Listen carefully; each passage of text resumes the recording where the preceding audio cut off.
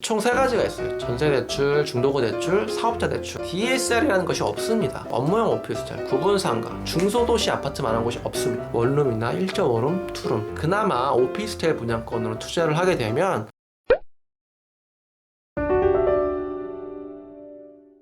안녕하세요. 오늘은 DSR 규제에 맞춰서 틈새 투자처를 소개해드리겠습니다. 이 대상은 다주택자나 대출을 많이 받은 투자자지만 무주택자 그리고 1주택자들도 이 유동성의 방향을 읽어내야지만 큰 돈을 벌 수 있습니다. 집중해서 잘 들어주시고요. 이 DSR 규제 때문에 이미 대출이 조금이라도 있으신 분들은 고소득이 아니고서는 대출받기 이제 힘들어졌습니다. 그래서 올해 이제 투자 방향은 대출 규제를 피해가는 쪽으로 잡았습니다. 이 DSR 규제를 피하는 거는 총 세 가지가 있어요. 전세대출, 중도금대출, 사업자대출. 이 세 가지에 초점을 맞춰서 투자 방향을 세웠습니다. 첫 번째는 전세 레버리지를 쓰는 투자처를 하자는 거예요. 전세는 주거용이죠. 지금 주거용 투자하기 괜찮은 곳은 수도권 오피스텔, 중소도시 아파트 이 정도입니다. 전세 대출은 내가 일으키는 게 아니라 임차인이 일으키는 거예요. 그거를 우리가 레버리지로 쓰자는 거죠. 아직까지도 기금대출 등으로 상대적으로 저렴한 금리이고 한도도 넉넉하고 DSR 규제에도 포함이 되지 않습니다. 이러한 전세대출 레버리지를 쓸만한 곳 중에 안 오른 곳은 역시 중소도시 아파트만한 곳이 없습니다. 중소도시는 광역시가 아닌 도시를 말하는데요. 현재는 중소도시 부동산이 공시가 3억 이하면은 양도세 중과도 피해갑니다. 그런데 문제는 전세 레버리지를 쓰는 상품은 주거용이기 때문에 종부세를 피해갈 수도 없고 취득세는 다주택자의 경우에는 중과가 됩니다.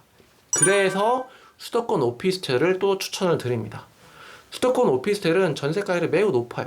여기서 말하는 오피스텔은 2룸 이하 오피스텔이에요. 원룸이나 1.5룸, 2룸 이런 곳들을 전세로 하는 것도 추천을 드립니다. 그리고 저는 이제 갖고 있는 다가구 건물의 월세 대부분을 또 전세로 전환할 예정이에요. 그만큼 DSR 규제 때문에 돈 구하는 게 귀해졌습니다. 자, 두 번째로 중도금 대출은 DSR 규제에 포함되지 않기 때문에 분양권에 투자하는 것도 방법입니다. 이 양도세가 문제인데 그나마 오피스텔 분양권으로 투자를 하게 되면 주택 분양권 양도세보다는 조금 낮습니다.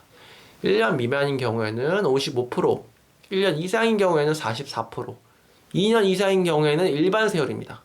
나중에 등기를 내가 치더라도 취득세 4.6%고 전세 레버리지 또한 활용할 수가 있으니까 훌륭하다고 봅니다.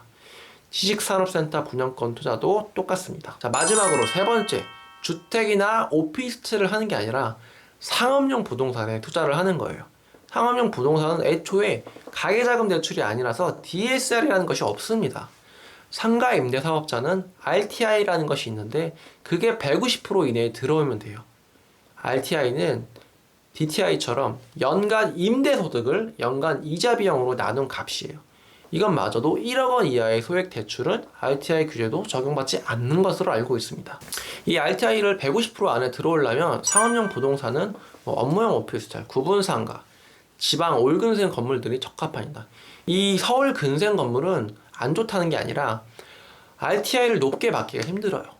월세를 받아서 겨우 이자만 충당하는 정도이기 때문인데요. 수도권 쪽은 차라리 그럴 바엔 지식산업센터를 투자하시는 게 낫습니다.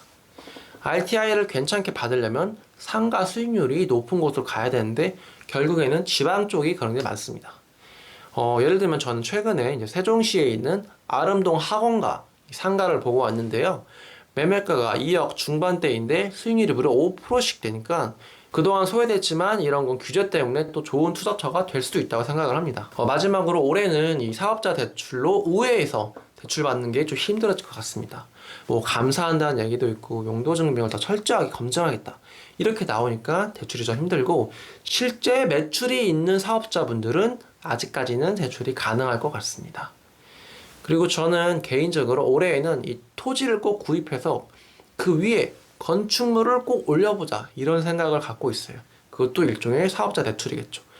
이렇게 다양하게 눈여겨보고 있습니다. 올해도 더 어려워진 투자 난이도가 예상이 됩니다. 구독자 여러분들도 잘 대응해서 대박 수익 내시기 바랍니다. 끝으로 구독해주신 분들 덕분에 벌써 1000명이 넘었습니다. 그런데 채널명이 관용어이다 보니까 검색이 잘 안 되는 문제가 있어서 황금사다리 TV로 채널명을 부득이하게 바꾸게 되었습니다. 이 구독자 여러분들 떼돈 버시라는 의미에서 황금을 붙였고요.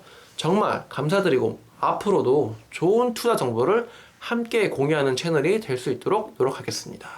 오늘 영상도 유익하셨으면 구독, 좋아요, 알림 설정 부탁드립니다. 감사합니다.